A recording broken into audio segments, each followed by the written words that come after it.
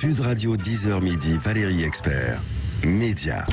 Les médias, les débats. Bonjour à toutes et à tous. Bonjour Gilles Gansman. Bonjour Valérie. Bonjour Zoé de Bussière. Merci d'être avec nous. Vous êtes journaliste à Cache Investigation. On est ravis de vous recevoir.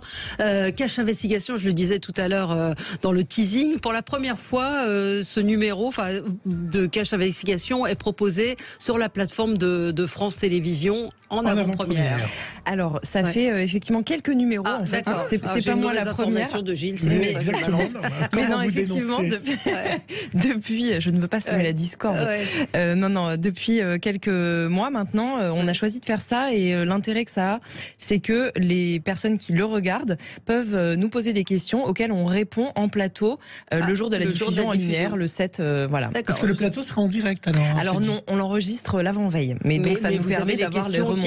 Et des remontées. Mais il y a beaucoup de visionnage avant. Oui, ça marche très bien. Donc un numéro qui est consacré à McDonald's. Ça se passe comme ça chez McDonald's. Évidemment, vous reprenez leur slogan. Il se passe des choses qui sont pas forcément formidables. Évidemment, quand une marque est l'objet d'un cache investigation, on se doute qu'il y a des choses qui ne tournent pas rond. Gilles, la question du jour. La question du jour sur le compte Twitter de Sud Radio, elle est liée évidemment à notre invité, à notre thème d'aujourd'hui. Est-ce que vous trouvez que Cache Investigation est une émission d'utilité publique? Pour l'instant, vous nous dites oui à 71%, non à 29%. Vous pouvez continuer à aller voter sur le compte Twitter de Sud Radio, sur le compte de YouTube de Sud Radio, où vous êtes très nombreux, plus de 500 000. Et vous pouvez maintenant voter aussi via YouTube sur cette question du jour. Voter, c'est une question du jour, c'est une consultation et non pas un sondage, on le précise. Et c'est vrai qu'à chaque fois qu'on vous reçoit avec Élise Lucet, nos auditeurs sont toujours présents au rendez-vous et c'est une émission qui marque et que les auditeurs, que les téléspectateurs aiment beaucoup. Vous le voyez d'ailleurs dans les audiences. On va passer au zapping. Sud Radio 10h midi, Média, l'instant zapping. Hier Valérie, dans C'est à vous, Elisabeth Lemoine recevait Mathieu Arom, grand reporter au Nouvel Obs et auteur du livre, vous savez, des infiltrés sur les cabinets conseils et qui ont pris le contrôle de l'État pour lui et ce dans tous les ministères. Pour lui, tous les ministères sont gangrénés. L'État confie des missions essentielles à ses cabinets. Quelque part, l'État ne remplit pas ou ne remplit plus tout à fait les missions dont on pensait qu'il les exerçait. Et c'est véritablement le phénomène. Alors le Sénat parle de phénomène tentaculaire, si vous voulez, mais quand on regarde comme on l'a fait, quand on détaille des milliers de contrats, on s'aperçoit que ces cabinets sont présents dans le monde de la défense, énormes contrats dans le monde de la défense pour réorganiser ou aider à la réorganisation des armées, dans l'éducation. Quand on fait des états généraux de la justice, on les confie à qui? À un cabinet de consultants. Quand on parle de santé publique, la réorganisation des hôpitaux, le fait qu'il y ait moins de lits dans les hôpitaux. Pendant 15 ans, les cabinets de conseil ont été ultra présents dans toutes les réformes hospitalières. Ils sont partout. C'est peut-être un thème de c'est ce que j'allais dire. Pour être un thème pour vous, on prend note. Vous prenez note, d'accord. Ça signifie que vous y intéressez déjà. Non, je ne dis pas ça. Voilà. Valérie, c'est lire entre les lignes. Voilà. Hier sur France 2, Nathalie Arthaud s'est une nouvelle fois mise en colère sur la guerre en Ukraine et son corollaire, le réarmement du monde. Super, là on va en commander, hein. Alors voilà, des Rafales, des avions de combat, des missiles, et puis d'ailleurs on va tous devenir des spécialistes maintenant, hein. Ah mais c'est super, l'Allemagne réarme, génial, 100 milliards. Emmanuel Macron nous propose quoi? 9 milliards dans les engins de mort, génial, bravo, il faut qu'on applaudisse. On va où là? On va où? Tout le monde se réarme jusqu'aux dents. Si vous voulez la paix, préparez la guerre. Et ce son faisait 16 secondes 30, comme les autres sons que j'ai pu diffuser de politique. Et on continuera évidemment à chronométrer dès qu'un politique parle. Restons dans les armes avec cette affaire en Charente-Maritime de cet agriculteur de Longré qui a été mis en examen pour meurtre après avoir tiré mortellement sur un cambrioleur. Entre-temps, Emmanuel Macron s'est dit opposé à la légitime défense. Et bien hier, cette déclaration a fait réagir Gilbert Collard du parti d'Éric Zemmour. Alors comme ça, M. Macron, maintenant, vient de déclarer qu'il est contre la légitime défense. Alors qu'un agriculteur a vu arriver de nuit, chez lui, alors qu'il était seul avec sa fille de 3 ans, 4 cambrioleurs, et qu'il s'est défendu. Qu'est-ce qu'il faut faire, M. Macron, quand des cambrioleurs en pleine nuit entrent chez vous? Prendre son téléphone, appeler l'Élysée et dire « Monsieur Macron, vous qui gérez si bien la France, vous allez venir? La légitime défense est un droit. » Et tout à l'heure, vous ferez des livres avec Gérard Collard, qui n'a aucun lien avec Gilbert Collard. Alors moi, je vous le dis tout de suite, hein, les filles, je vous le dis, fini la 4 fromages, je vous l'ai dit à Volo, chez Buitoni, j'arrête.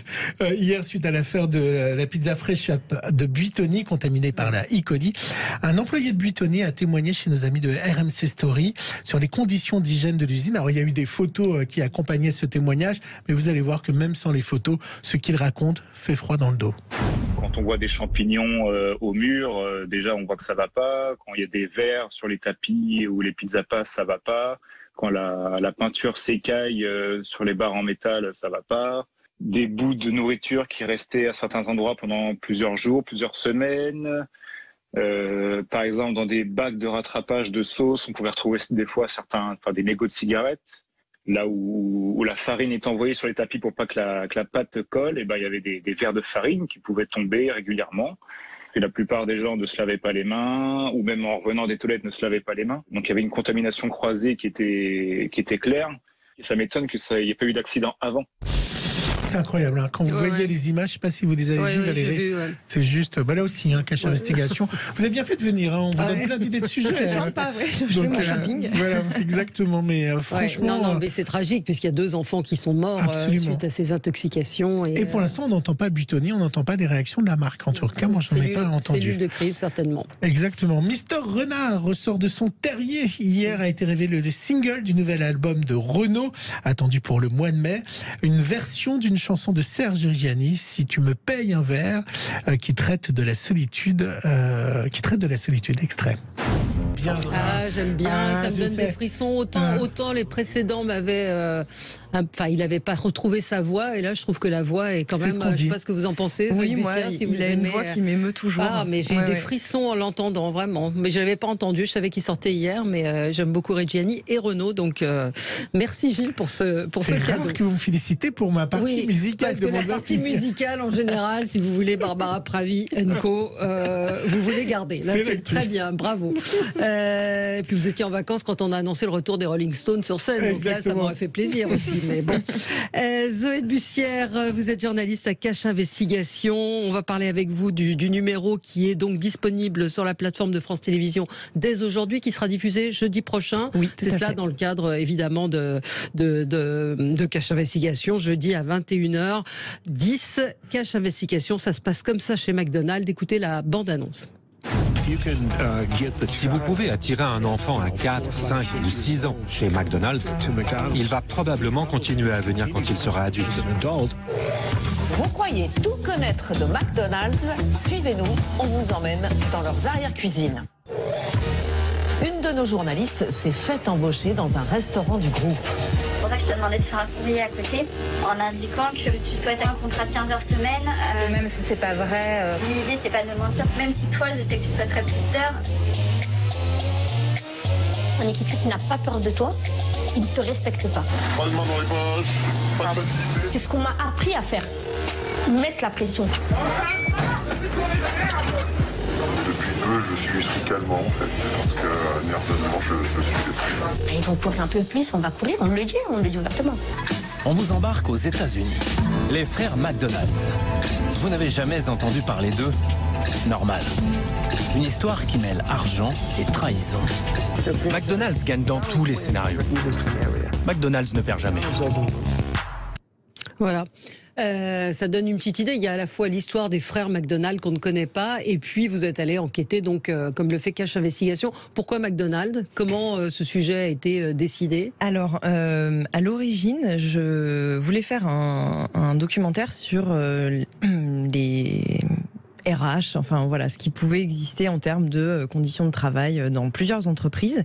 Et en fait, l'une de ces entreprises était McDonald's, parce qu'on avait eu des témoignages qui étaient remontés.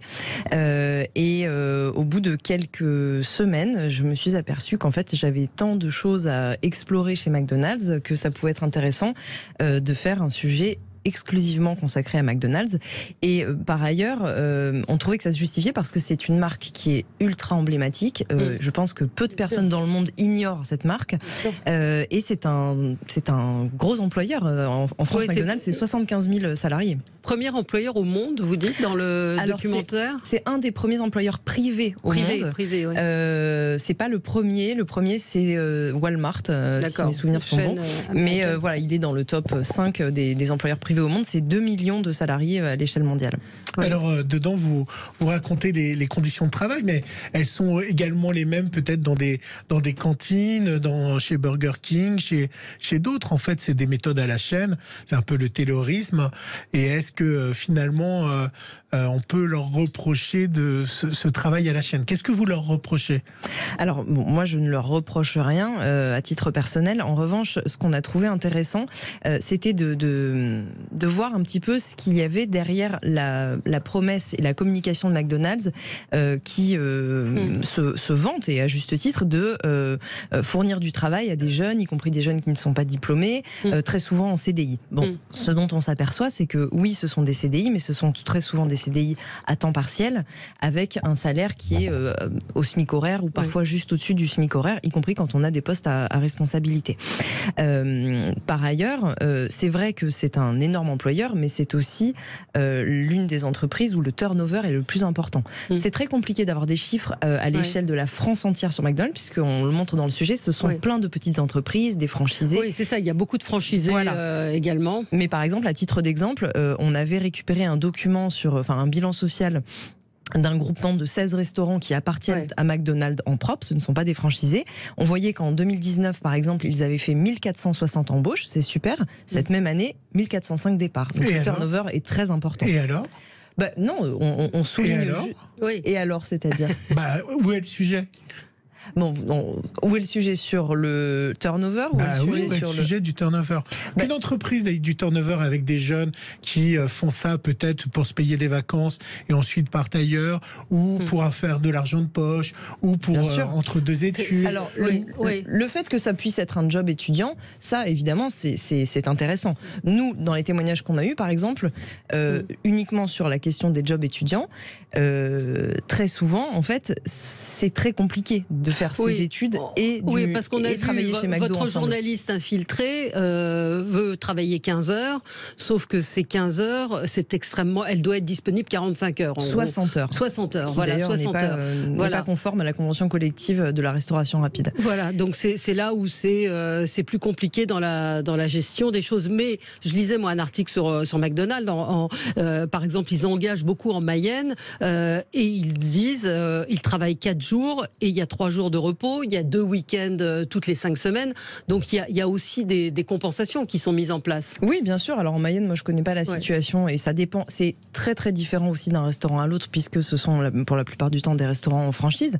Donc nous, on n'est pas là pour dire que il faudrait que McDonald's mette la clé sous la porte, mais ce qu'on essaye de mettre en lumière, c'est que la plupart des personnes qui travaillent chez McDonald's, on leur demande une disponibilité qui est très importante par rapport au volume horaire qu'ils font.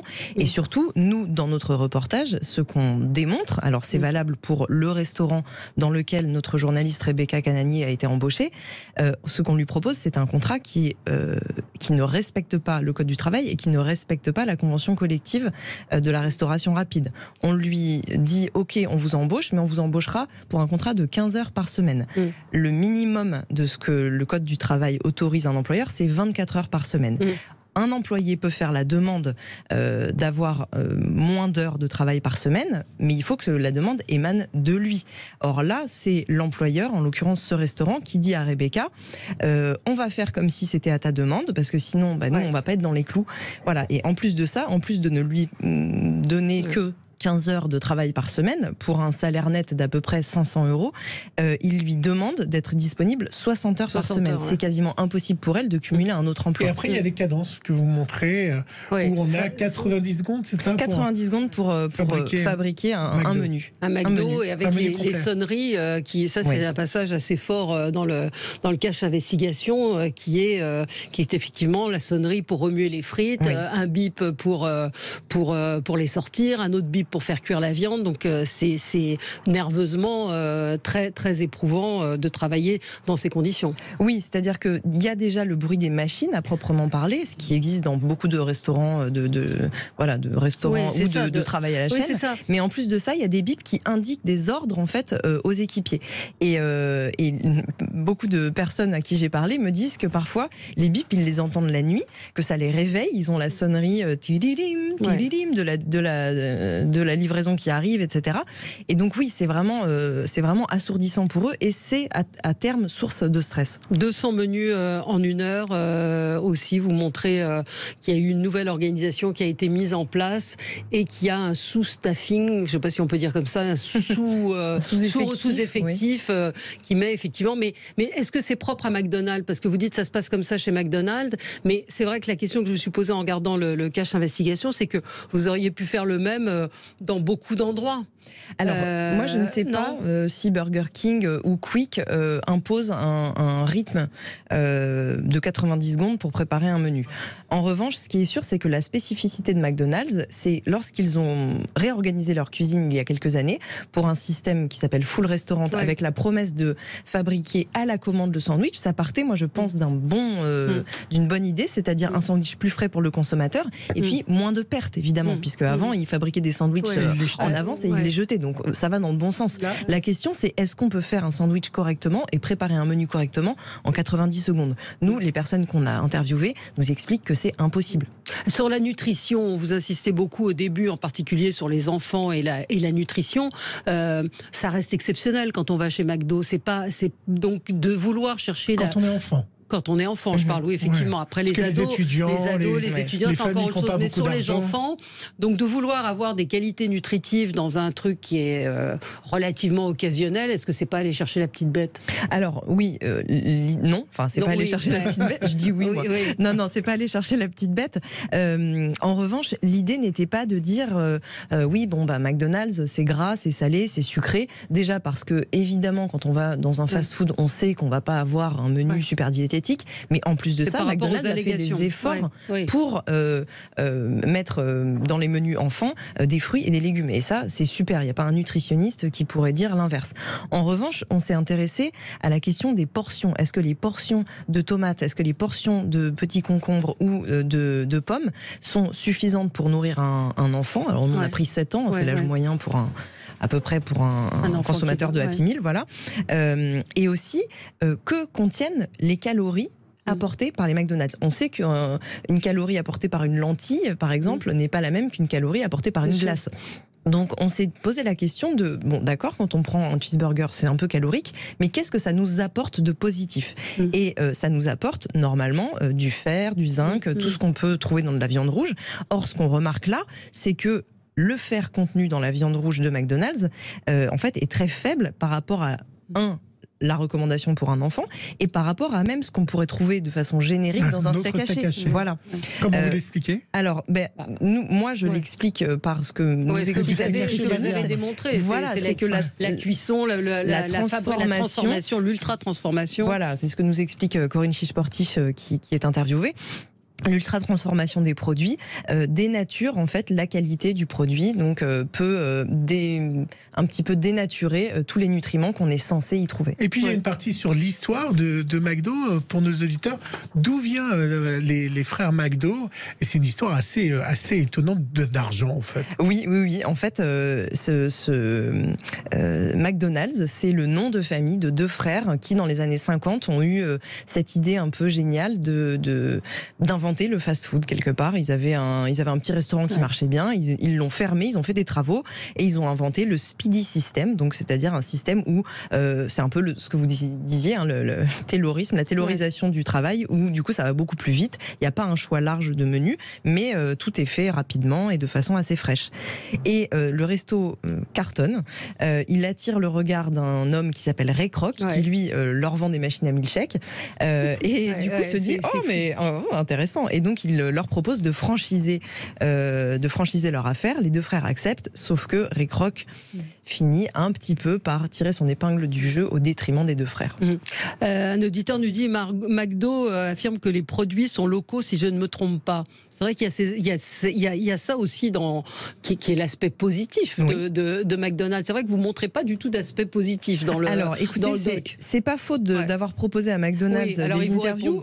Et ils ne nous répondent pas. Et justement, ça faisait partie de ce qu'ils auraient pu aborder. C'est-à-dire qu'évidemment, ils font travailler la filière France. Il faut dire qu'accepter une interview avec Cache Investigation, mais moi, je ne suis pas d'accord. Je ne suis pas d'accord parce que Cache Investigation... Face à Lucet, vous savez très bien que vous serez piégé, que vous ne pouviez pas avoir accès au montage.